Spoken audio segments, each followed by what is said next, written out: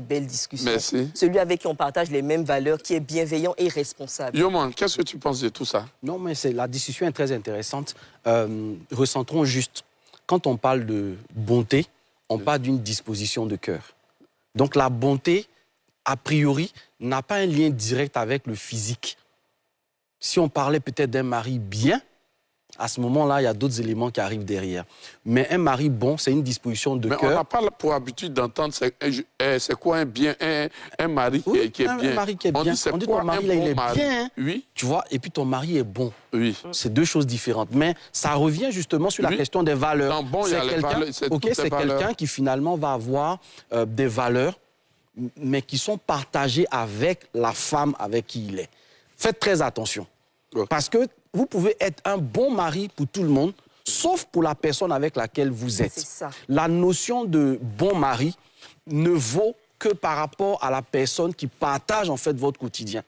Il n'y a pas un bon mari qui soit un mari standard ou universel. D'ailleurs, vous trouverez, à mon corps défendant, qu'une femme, par exemple, peut estimer avoir un bon mari parce que, en guillemets, il est tout aussi loufoque ou un peu foufou qu'elle. Elle trouve que c'est ça, en fait, le bon mari pour elle. Tandis qu'une autre va vouloir peut-être un mari plus posé, quelqu'un de beaucoup plus... Et puis, faisons attention à la notion de responsabilité. Un mari responsable n'est pas forcément, du point de vue global, quelqu'un qui fait forcément les choses qu'un autre mari aurait fait. Un mari responsable pour une femme, ça peut être un mari qui l'assume.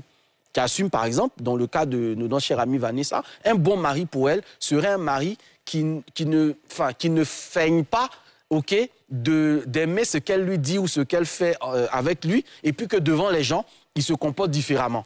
Il ne serait plus un bon mari. Je ne sais pas si vous comprenez ce que je veux vous dire. Donc le mari qui est le bon mari pour une femme n'est pas forcément le mari qui veut être accepté socialement ou qui veut faire du politiquement correct. Elle trouvera qu'il n'est pas un bon mari.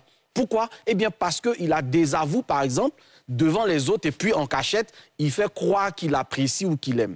Tu vois que la notion de bon mari, parfois, on peut tomber dans l'erreur que, OK, je veux être bon mari par rapport à ce que les autres voient, par rapport aux yeux de la société. Oui, parce que la société a sa définition du bon mari. Le bon mari serait peut-être le mari qui prend en charge financièrement, socialement, qui protège sa femme, etc.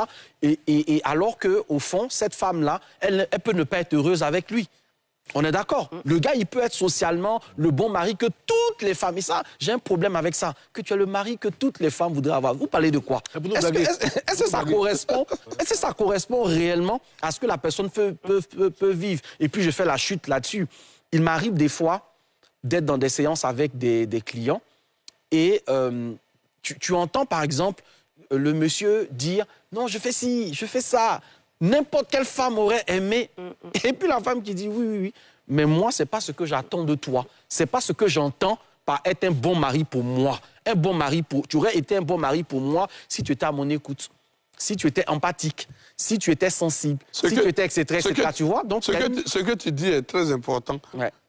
Un homme doit-il forcément être le pilier financier du foyer pour être considéré comme un bon mari? Je dirais pas forcément, surtout quand on regarde la configuration des sociétés dans lesquelles on vit aujourd'hui. Je prends un exemple, nos mamans par exemple... Mais pourquoi toutes les femmes parlent d'argent? On parle d'argent parce qu'on ne peut pas vivre sans, c'est vrai.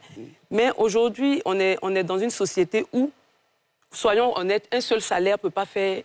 Faut pas comment dire ça, gérer tout un foyer. Donc, forcément, on parle d'aide. Même dans la Bible, on dit qu'on est une aide pour un homme. Donc, une femme qui vit avec un homme qui attend que le monsieur fasse tout, c'est dangereux parce que le problème, c'est quoi? Je touche du bois, supposons qu'il décède. Comment elle fait? Si elle n'a pas appris à se débrouiller, si elle n'a pas appris à rapporter de l'argent à la maison. Donc, quand tu travailles, à la limite, c'est même pas pour quelqu'un, c'est d'abord pour toi, au cas où il y a un coup dur. Ou bien qu'il y ait un coup dur chez lui, que tu puisses prendre le relais. Parce qu'il y a des foyers qu'on voit, tout brille, mais souvent, c'est la femme qui fait tout. Bien sûr. Avant de sortir, elle peut appeler le monsieur, elle met l'argent dans sa main, bon, on va dans tel endroit, on arrive au restaurant, c'est toi qui payes, mais je te donne la carte. Mais souvent, il y a des foyers qu'on voit, le monsieur traverse une période de chômage, on ne s'en rend même pas compte. Parce qu'elle est derrière, elle est derrière, elle bouche un peu, on va dire, les trous, et puis elle lui garde sa dignité. Et jusqu'à ce que peut-être il soit à un moment à mesure de reprendre le relais. C'est vraiment un tandem. Aujourd'hui, on ne peut pas mettre la charge sur une seule personne, qu'on se le dise. On ne peut pas demander aussi à une dame, reste à la maison, occupe-toi des enfants. Le jour que le monsieur décède ou qu'il n'est plus là, on a vu plein de familles comme ça. Vous aimez faire décider les hommes même dans les foyers. Non, c'est pas un souhait. Elles aiment dire, quand le mari va non, mourir... c'est même pas un souhait. C'est comme un monsieur, par exemple, qui n'a pas pris à s'amuser ou à s'occuper de ses enfants. Le jour que la dame n'est pas là, il est perdu. Donc, je vais dire que c'est des rôles où on doit se relayer. Et donc, je ne peux pas mettre la responsabilité sur la tête d'une seule personne. Je pense qu'il faut apprendre à s'aider, à s'entraider.